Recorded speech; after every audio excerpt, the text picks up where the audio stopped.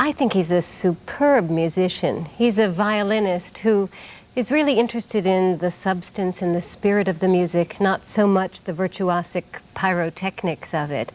He has a fabulous sound. It's a really gutsy, vivid sound. And no matter what kind of music he's playing, he always has something very urgent to say. About his appearance now, unorthodox.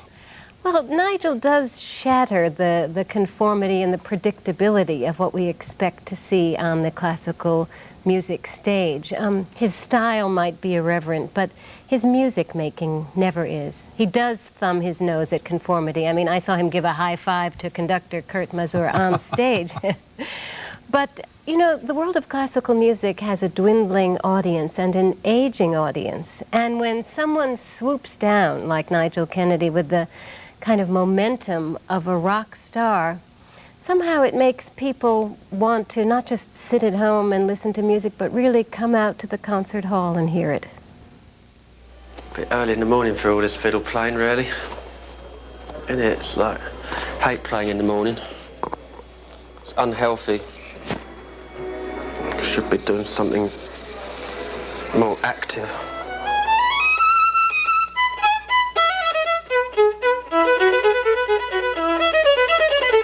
Everyone was saying it would ruin my career if I didn't behave in a way which is accepted from a classical administrational point of view, but in fact it hasn't done any harm whatsoever.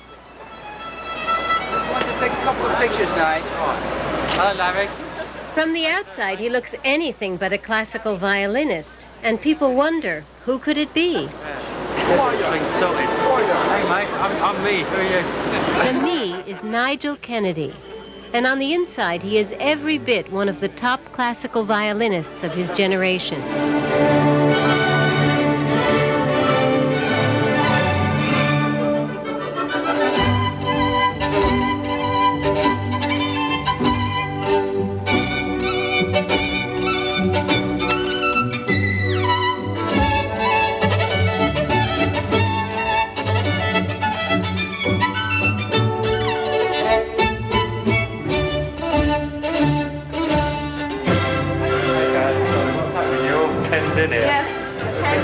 His unconventional, even bizarre attire and behavior has given him a following usually reserved for pop stars. I thought it was a long way to be on this.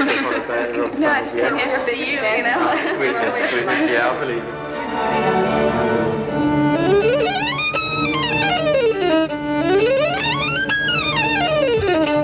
it. He recently played with the New York Philharmonic for the first time. All right, monster. Kill. All right. And even these normally reticent musicians seemed curious. What are you wearing tonight? God knows, man. Whatever's clean.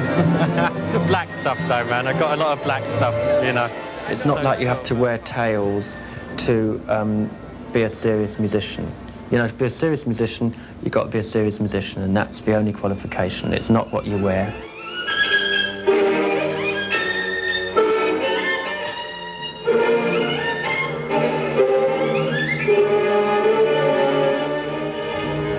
Shed his tail some years ago by accident. He turned up for a concert only to realize he had left his formal wear in another city. It was a Sunday. He bought what clothing he could and created a new image as the Nige, which has caused a furor in his native England. A lot of people would even maybe accuse me of becoming commercial and doing something which sells, but it's never been on my mind, that kind of thing. You know, I really believe in the music. And being yourself, I think, helps you communicate the music more. Hey, Ado, how are you, monster? Yes. When I saw him for the first time and he called me monster, I had no idea what he was saying. Ado de Waard is the music director of the Minnesota Orchestra. But that was very funny, and he has added killer to his repertoire now, and that's wonderful. Now I'm a killer. And I always laugh a lot when he is here, so it's a very happy time. You logged it all down? How are you going, monster? You know, the music works, and we work together very well, and that's all that counts.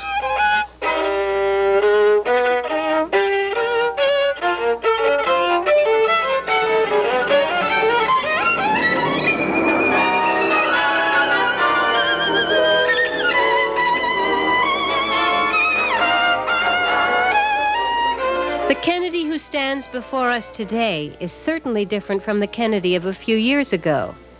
If we go back in time, we find a fairly typical-looking classical violinist with a fairly typical musical education. Nigel Kennedy was born in Brighton, England, 35 years ago. His father was a cellist and his mother a piano teacher. But it was great having a mother who was a piano teacher, because people were coming through the house and playing the piano just like it was an everyday occurrence. It was his mother who brought him to the attention of legendary violinist Sir Yehudi Menuhin.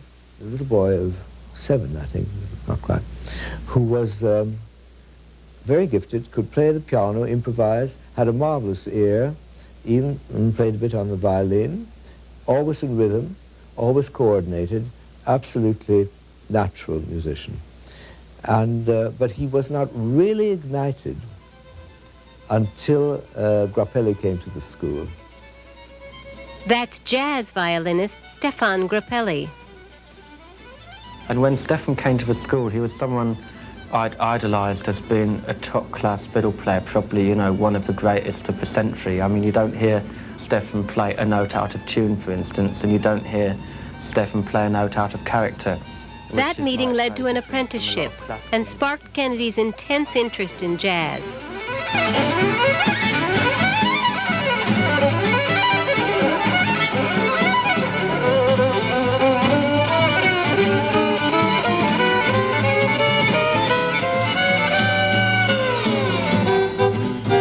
What I must say, absolutely in his favor, and that is because of his improvising quality, he has an immediate appeal. His music speaks, it lives.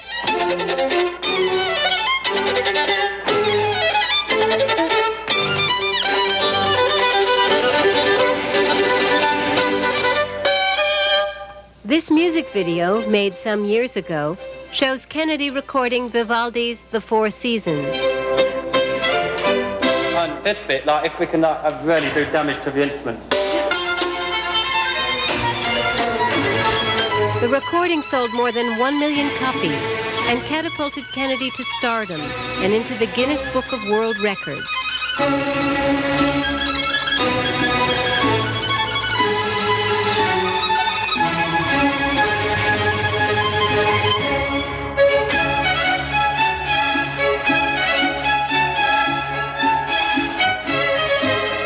I know that one. This one's just a name, my name. Any name you I'll put Nigel was here. People make a big fuss about you. What gives you ballast in your life? Basically, the work I do is almost like a religion to me, I think. The work that I'm doing every day on the violin is something which keeps my feet on the ground. All this other stuff, like people saying, hey, he's a nice guy, he's a great player, he's this and that, is a very transitional type of thing. This fiddle here is like Del Gesù Guarneri, and it was made in 1735. It says so in the label. I'm inclined to believe it was made in Korea, actually, in 1975, but... Recently, Kennedy was able to purchase the violin of his dreams. It's a Guarneri del Gesù. The very same instrument that Tchaikovsky's violin concerto was played on for the very first time. The Nige, of course, has different plans for it.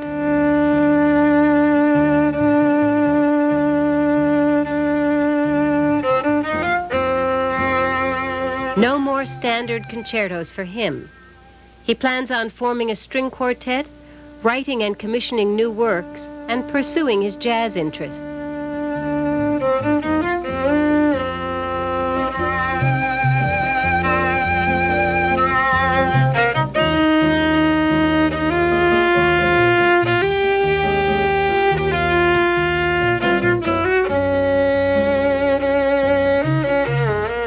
I think it requires a certain amount of courage, and it'll cause me some discomfort to move on, but I think it's a good thing for an artist to move on.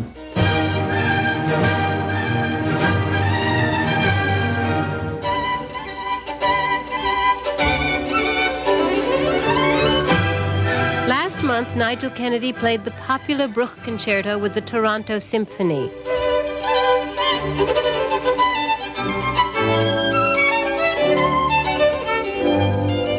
breathtaking performance.